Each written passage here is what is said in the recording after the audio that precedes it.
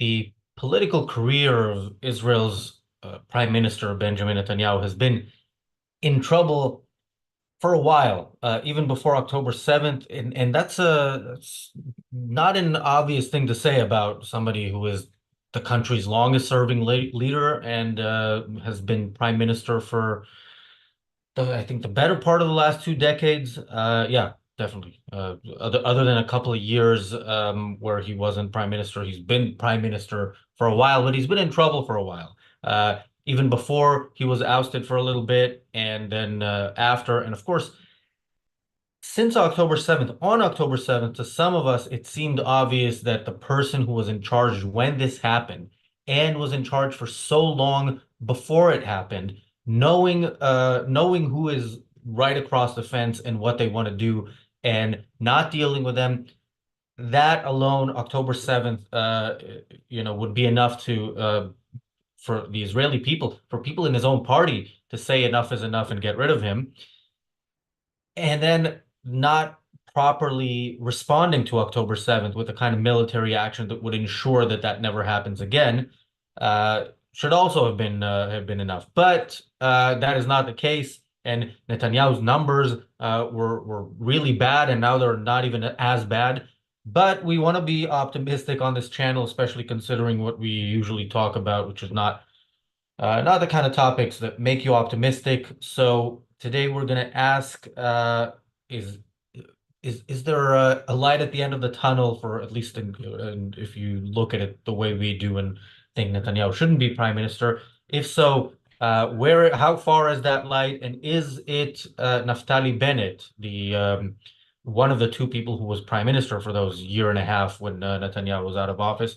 Is he Israel's great hope? Welcome to the Daily Objective. I'm joined by Daniel. Daniel, you have become unintentionally an expert on Israeli politics over the last few months. So, what is your opinion of this? So, something about me, I love polls. I love polling. I love, looking all of them up. So that was the main inspiration behind this episode. There was this new poll that came out about, possible, basically, if an election happened now, how, which parties would get in, how would the new Knesset look like. And one more question they asked is for the potential prime minister. So they compared Netanyahu, the current prime minister, to two people. They compared him to Benny Gantz and Naftali Bennett.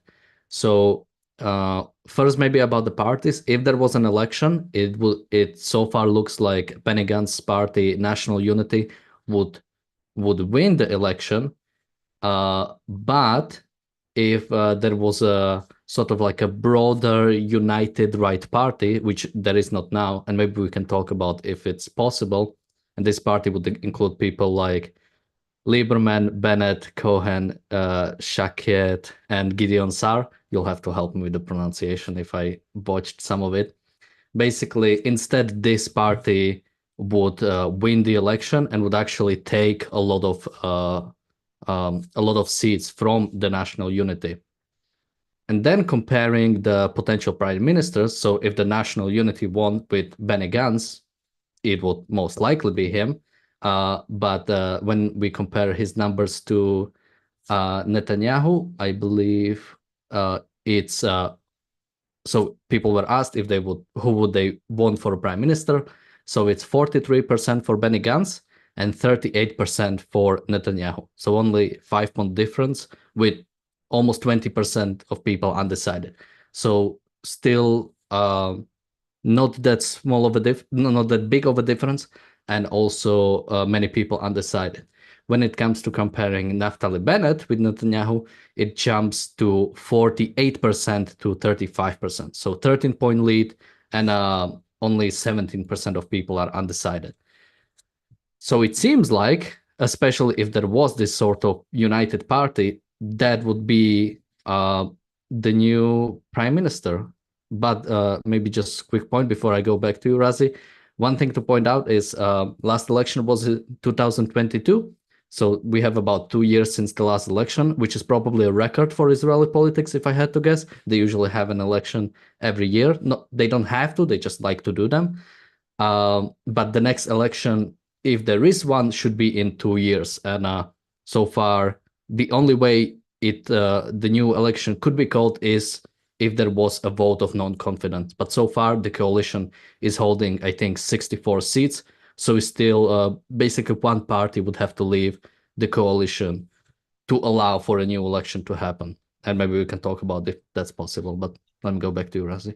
So a couple of things. First of all, yeah, there were like 4 or 5 elections in 5 years or something insane in Israel, but this was new. Like this is not the case. Usually, the government does fall, and the election isn't at the scheduled date, but it's a few months before, so that a party can leave the coalition and say, "Look, we left over this. This is why we're better." So typically, it's close to the amount that a parliament should stay, except in the last few years. Thank you, PC, for the super chat. PC says, thanks for all your great work. Thank you for that. And so now I'll talk about this right-wing party that might be happening and will be a game changer in Israeli politics. I'll talk about it in a bit. But there's something fascinating about this poll that showed 48% to 35 for Bennett over Netanyahu, as in who do you want to see as prime minister? And fewer people, actually not by a lot, but fewer people were undecided over that than if it's Gantz. That kind of shows that people are, if you give me two left-wing options, for example, like clearly left-wing people, I would say none of the above in any poll. Um, People in Israel understand that you can't trust the country with the left. You can't trust the country with Netanyahu, who's considered of the right, because he is not executing the war fully against the Palestinians after what they did on October 7th.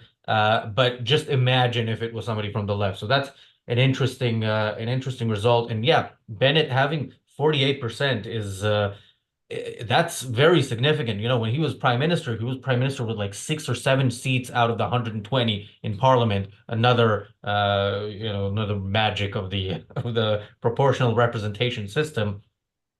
Uh, but yeah, yeah. Do you want to comment, and then we'll go to this idea of a right-wing party, because that again is possibly a big deal that's about to come in Israeli politics at some point soon. Um, so we did talk about Bennett in the past, but I don't know that much about him. So I know he was a prime minister. He was also this sort of I haven't seen this anywhere but Israel. The idea of alternative prime minister, when you have a coalition and you basically have two prime minister in a sense, and you change them. I'm not sure if it was half a year or a year, but I think it was with Yair Lapid. Basically, they were alternate prime ministers, so they changed them, which is like an interesting idea. Uh, but so basically, two questions about Bennett, because I just looked up some of his quotes. They sounded great, but so do with Netanyahu. So maybe a question for you, and I think we had like a similar conversation. Let's say on October 7th, Netanyahu did resign, which maybe he should have. Do you think Bennett would have been better as a prime minister during that time? I don't know. On paper, yes. Now, Bennett couldn't have been prime minister then because he's not in the Yeah. Knesset. So there needs to be an election for Bennett to even, basically somebody from the Knesset needs to be the prime minister. Look, he was prime minister. That's the thing. If you just look at his rhetoric, rhetoric is very easy when you're not actually in the position to put it into practice.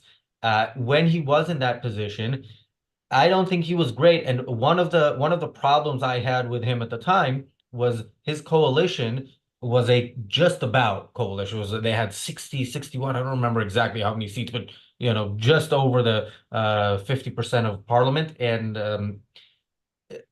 it included an Arab party. Now, Arab parties in Israel are anti-Israel parties. So, and this was the first time in history that an Arab party was a part of the coalition. Historically, whenever somebody is tasked after an election with forming a coalition. They always say, look, we're going to have coalition negotiations with all the Zionist parties. And by Zionist, they even include the left, which I think is a compliment to the left. But that's a way of saying we're not going to negotiate with the Arab parties because they object to the very existence of the country. So how can they be in government in this country? And Bennett, in order to have, in order for him to become prime minister, was the first to break that. So I think that's a very big deal. Um, Now, what would he actually do? Is a different question, which I will get to when I get to the point about this potential right-wing party. I just want to say, Anne asks in the chat, was this the biggest story they could find from this past weekend? This is actually a story from days ago that we were going to do, and then other stories came up, and we did them, and we're doing one of them on the reality show right after this show. But yes, this is a story. It's a part of our ongoing story, which is October 7th happened and the aftermath of October 7th, both militarily in the Middle East, culturally everywhere in the world, is the biggest issue of our time, and we should be focusing on it. So, in that context, yes, this is a big story that justifies covering even right now. And remember, we have 7 episodes a week of the Daily Objective, 5 of the reality show. We can cover everything. Do you want to jump in, Daniel, before I I finally just go had to the maybe segment? one more quick question, which could be faster. If there was, let's say, if there was an election now, maybe one of the parties left, and Bennett could be a prime minister, do you think from now on he would be better when it comes to this conflict? So yes, I think here's what the polling suggests when it comes to voting, because if you look at Bennett Netanyahu 48-35, that doesn't actually matter. You don't get a vote. There were 3 elections, I think, in Israel's history where you actually voted directly for a prime minister. Uh, that was the first time I voted. That was very nice, but it no longer exists. So what does matter is how people vote for parliament. Now, the polls now show that with the current parties that we know are running, Benny Gantz's party will be the biggest party, and what is called the right-wing bloc will get 50 of the 120 seats. So Netanyahu will not be able to form a government. Now, the poll that shows what happens if this new right-wing party comes about, and the main reason it hasn't so far is because Bennett and Avigdor Lieberman are arguing about who's going to run the party, who's gonna be the leader. If that party does happen, it will be the largest party. Uh, I don't remember if Likud was second or third, but I do remember that the Uh, right-wing bloc gets 70 seats, which means Bennett then doesn't have to rely on people who want Israel annihilated, in order to stay in power. He has parties like the Likud, like Ben Gvir's party, again, parties with really disgusting ideas, but as far as war is concerned, may be more likely to execute the war closer to properly. Let's say we'll see more stuff like we saw on Saturday with the assassination, or not assassination, sorry, the elimination attempt against Mohammed Deif, just in case people think I'm supporting something that I'm not. We'll get to that on TRS. But yeah, I think I think it'll be much more difficult. Look, now Netanyahu's only opposition in government for what he's doing is Ben Gvir. Bennett will have serious opposition if he tries to fight the way Netanyahu wants him to or the way Biden wants him to. sorry, can you repeat what you last said? That with that coalition, Bennett basically won't be able to do what Netanyahu is doing, as in fight with kid gloves. Will have to actually fight more seriously, not as seriously as we on this show and on this channel advocate, but less badly. Yeah, so something maybe when it comes to wait, sorry, just give me a sec. All right, sorry for that. Um, so something that was interesting when it came to this polling is that the way they divide the parties right now, it's coalition, opposition, and the Arab parties, which was pretty surprising to see. But I think basically you did answer one of my questions. I was wondering, was there ever Arab party in the government, and basically what are their stances? Because something that I found specifically in numbers, so there are two parties right now, or I think one of them might be like a joint list. There is a Hadash Tal and Ram. And basically, both of them are currently holding, each of them is holding 5 seats in the current Knesset. They are projected to get both 5 seats in the next election. And even if this sort of a united right party forms, they'll still be holding 5 seats each. So something that is interesting coming out of number is that, yeah, there is this sort of like a separation when it comes to Arab parties. That, yeah, it's almost like a different voting bloc. Like they are not interested in what is actually going on with the main parties.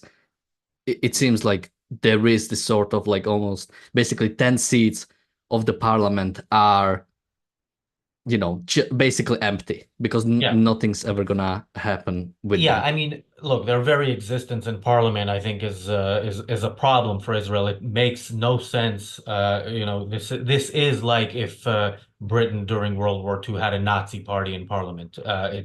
It makes no sense. This is what happens when you refuse to acknowledge that you're at war, and the other side doesn't refuse to acknowledge it. I will say the Arab population in Israel, if they voted, in the same number the same percentage as the Jewish population, they're worth 24 seats. So it should be made clear that many Arabs don't want to participate in the election because they think it's kind of endorsing the existence of the Jewish state. But many actually don't want this vile anti-Israel these people representing them. Now, yes, there are different parties. One is a communist party, one is a nationalist party, one is an Islamist party. And there was one time when they ran all three together because these supposedly different sides of the spectrum share something, as we see in the UK and in the US, the so-called far left and the so-called far right definitely share a hatred of Jews. That I think is even more the case in Arab countries. So yeah, that's a possibility, but yeah, post October 7th, it would have been interesting to see if Bennett was prime minister with an Arab party, how exactly he would have handled it, but we didn't get to see that. I want to well, I'll get to the super chat and then later I'll get to some other comments. But PC, thank you for the super chat. PC asked, "Do you think Bennett will return?" Yes, I really think Bennett will return. Bennett, first of all, has been one of the less bad Israeli spokespeople in the English language in foreign news channels, but still not great. And my co-host in my Hebrew podcast earlier today mentioned to me that he sees Bennett, praising Biden and stuff like that. And I'm thinking the only reason somebody who advocates for Israel will praise Biden is if he thinks he might have to deal with Biden as an Israeli official. Otherwise, there's no justification for that.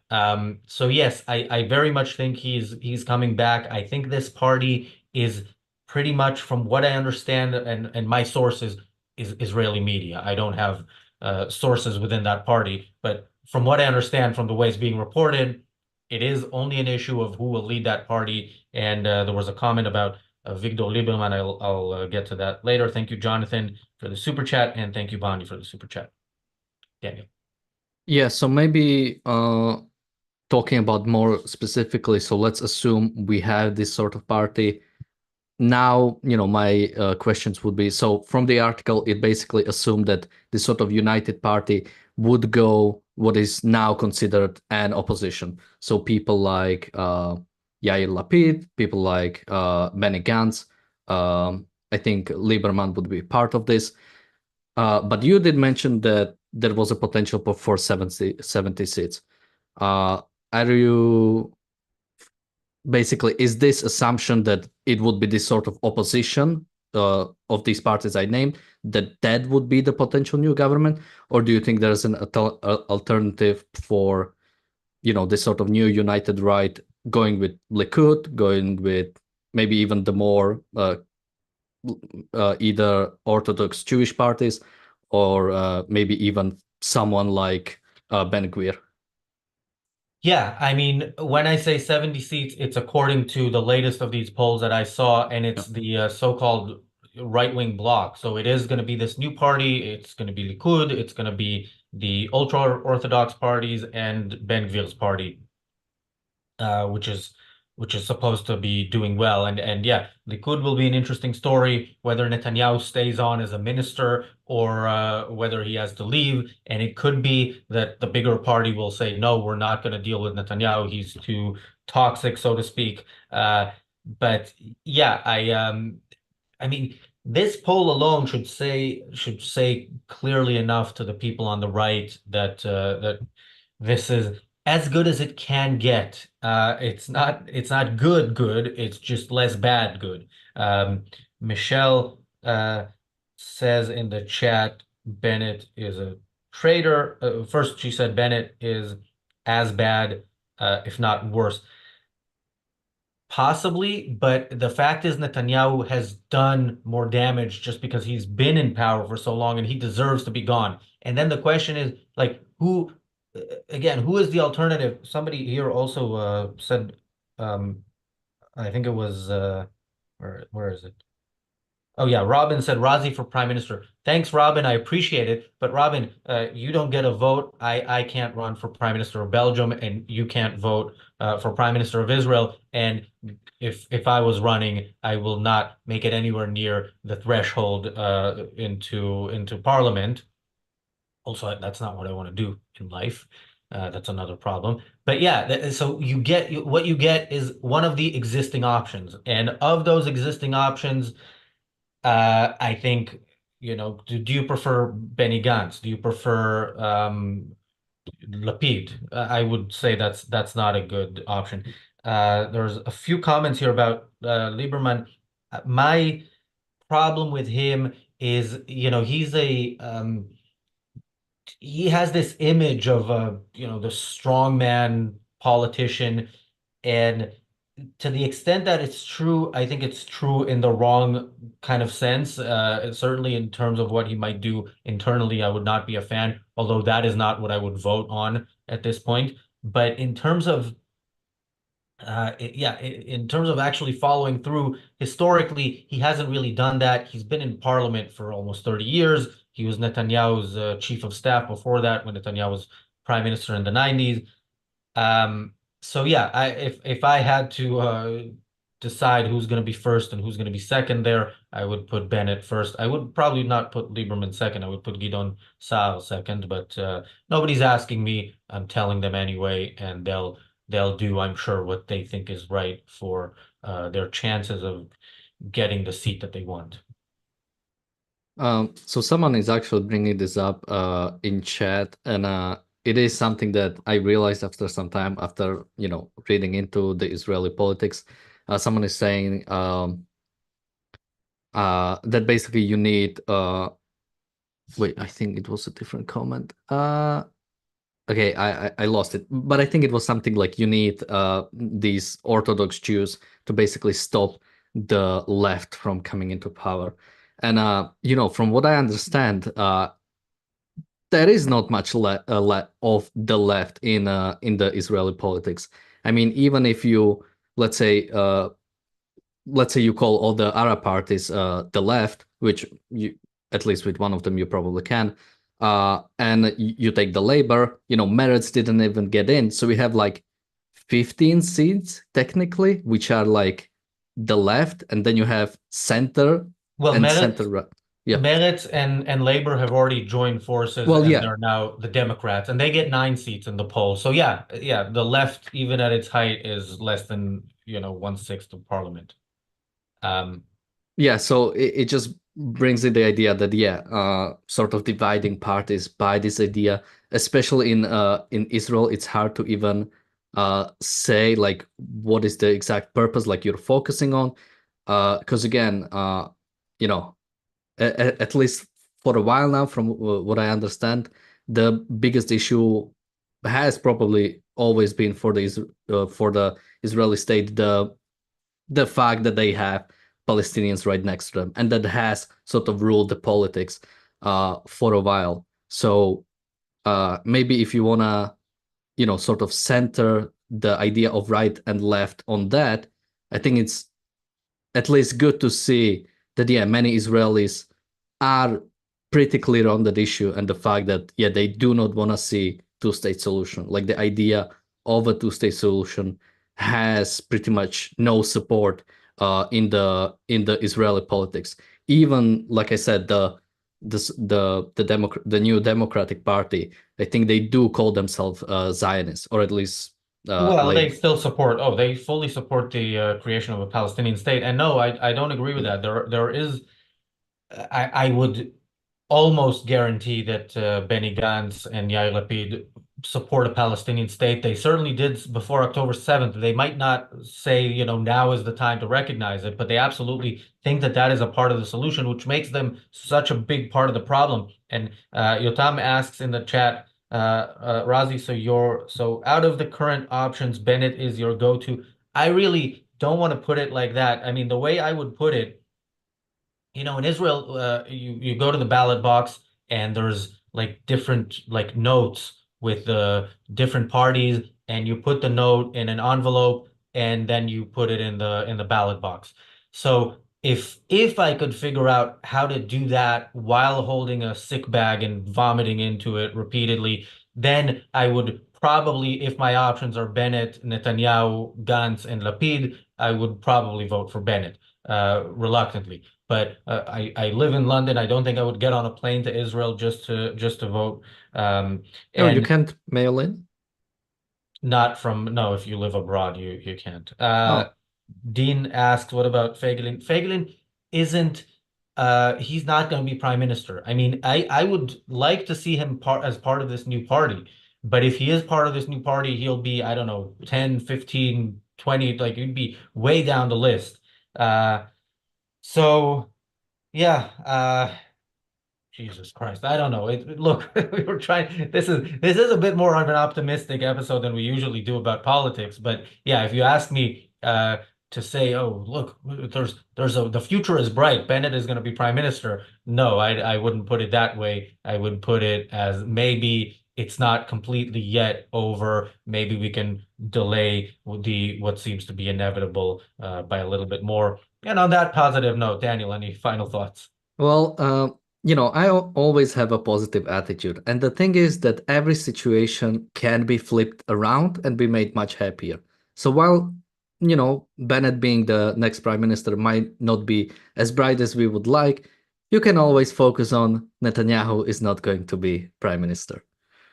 Yeah, that worked in the UK elections. We got, a semi-socialist party, but at least we got rid of the conservatives. And on that positive note, thanks everybody for watching. Thanks, Daniel. The reality show starts in a couple of minutes. We're going to talk about the reactions to the Trump assassination attempt. I don't know how to be positive about that, but we have an hour to try. Thanks, and we'll see you in a minute.